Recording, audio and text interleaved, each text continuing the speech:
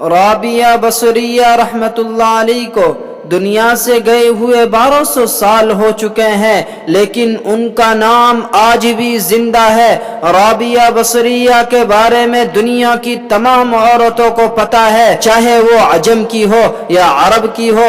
رابعہ بصری نہ کوئی شہزادی تھی، نہ کوئی ملکہ تھی، نہ کوئی وہ خوبصورت عورت تھی، نہ کوئی وہ خاندانی تھی، بلکہ عورت ہونے کے لحاظ سے جتنی برائیاں پائی جا سکتی ہیں، ہر عیوب اس میں تھا، ہر عیب اس میں پایا جاتا تھا۔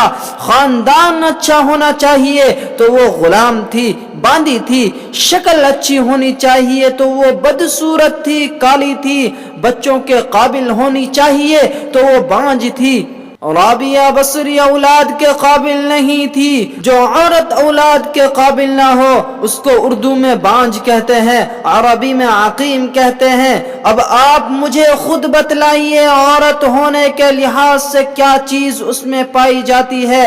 عورت ہونے کے لحاظ سے کوئی چیز آپ کو نظر آتی ہے؟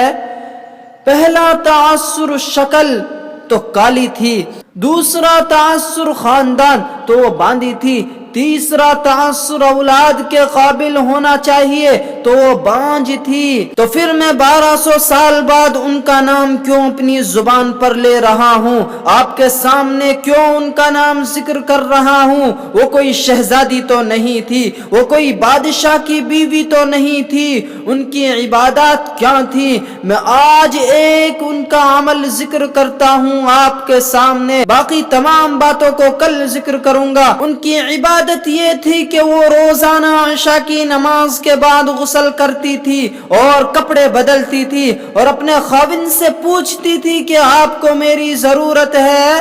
اگر وہ کہتے کہ نہیں ہے تو پھر کہتی مجھے اجازت دو، اور پھر مصلی پر کھڑی ہو جاتی اور فجر کی نماز تک مصلی پر کھڑی رہتی اپنے رب کے سامنے۔